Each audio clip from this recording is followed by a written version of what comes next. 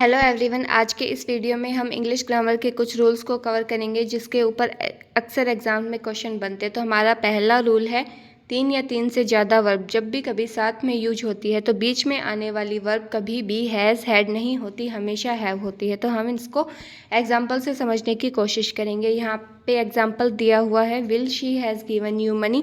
तो यहाँ पे पहली वर्ब है विल, दूसरी वर्ब है हैज़ और तीसरी वर्ब है गिव। तो रूल कहता है कि जब भी 3 या 3 से ज़्यादा वर्ब एक साथ यूज़ होती है तो हैज़ या हैड का यूज़ नहीं किया जाता, तो ये इनकरेक्ट सेंटेंस हो जाएगा। इसकी जगह पे सही सेंटेंस होगा, will she have given you money. तो हैज़ की जगह पे आएगा हैव।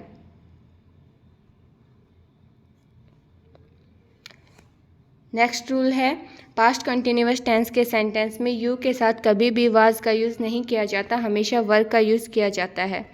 तो इसके लिए एग्जाम्पल दिया हुआ है, यू वॉज ए डॉक्टर। तो ये इनकरेक्ट सेंटेंस है, इसकी जगह पे सही सेंटेंस होगा, you were A doctor. Next rule है, ऑल का यूज़ हमेशा बी वर्ब के बाद में किया जाता है। तो सबसे पहले देखते हैं बी वर्ब क्या होता है। इंग्लिश ग्रामर में टोटल 8 बी वर्ब है, is, am, are, was, were, be, being और बीन।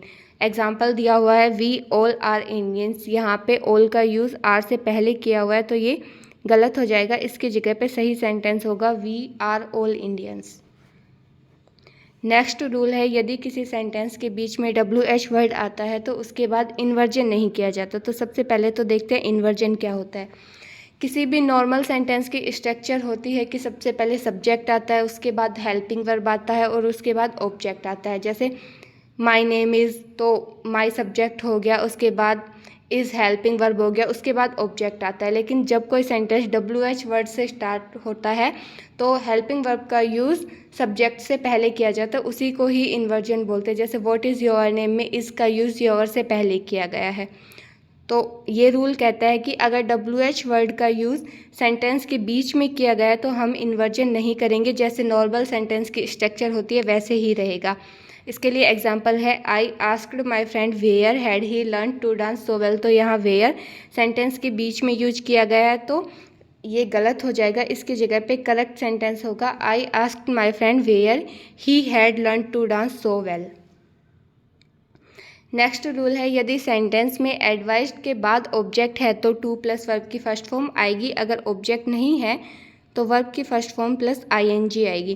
तो इसके लिए एग्जांपल देखते हैं, ही एडवाइज्ड मी। तो यहाँ पे मी ऑब्जेक्ट दिया हुआ है एडवाइज्ड के बाद, तो हम वर्ब की फर्स्ट फॉर्म के साथ टू का यूज़ करेंगे। टू और गो वर्ब की फर्स्ट फॉर्म है। लेकिन नेक्स्ट एग्जांपल में ही एडवाइज्ड गोइंग देयर, यहाँ पे एडवाइज्ड के बाद कोई ऑब्जेक्ट नहीं दिया गया है तो हम वर्ब की फर्स्ट फॉर्म प्लस ING का यूज़ करेंगे। नेक्स्ट रूल है, फॉर कंक्लूजन, निष्कर्ष के लिए डैट का यूज़ होता है और संदेह की स्थिति में इफ़ या वेदर का यूज़ होता है। तो इसके लिए एग्जांपल देखते हैं, आई डाउट डैट। तो सबसे पहले तो यहाँ पे डाउट आ गया, मतलब यहाँ पे एक संदेह की स्थिति है। He will success in passing the exam. तो दो वर्ड होते हैं, एक होता है सक्सेस और एक होता है सक्सीड। सक्सेस होता है नाउन और सक्सीड होता है वर्ब। तो जब हमें वर्ब का यूज़ करना हो तो वहाँ पे सक्सेस का नहीं सक्सीड का यूज़ होगा। तो इसके ये गलत सेंटेंस हो जाएगा। इसके लिए सही सेंटेंस होगा, आई डाउट, इफ़ और वेदर में से कुछ भी यूज़ कर सकते हैं। He will succeed in passing the exam. Next example है, आई डोंट डाउट दैट। मतलब यहाँ पे कोई संदेह की स्थिति नहीं है, ये कन्फर्म है कि इसमें कोई डाउट नहीं है। तो यहाँ पे डैट का यूज़ होगा, इफ़ या वेदर का नहीं। इफ़ या वेदर का यूज़ केवल संदेह की स्थिति में होता है।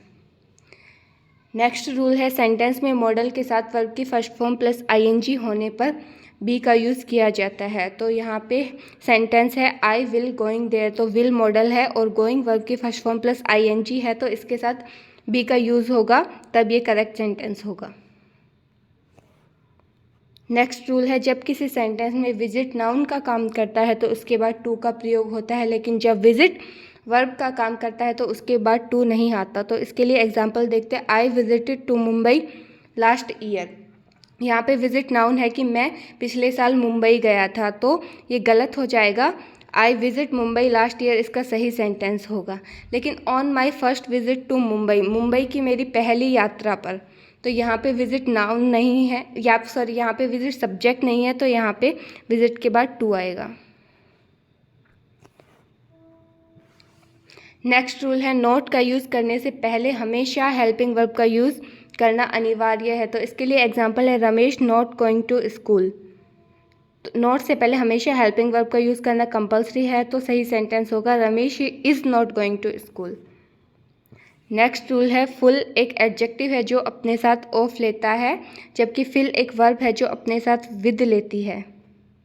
तो I feel full of confidence, जब किसी सेंटेंस में फुल का यूज़ कर रखा और उसके बाद कोई प्रीपोजिशन हो तो वो ऑफ होगी। अगर सेंटेंस में ऑफ की जगह विद दे रखा हो तो वो इनकरेक्ट सेंटेंस हो जाएगा। और she field her house with decorative items, और अगर फिर किसी सेंटेंस में फिल दे रखा हो और उसके बाद कोई प्रीपोजिशन दी हुई हो तो वो विद होगी।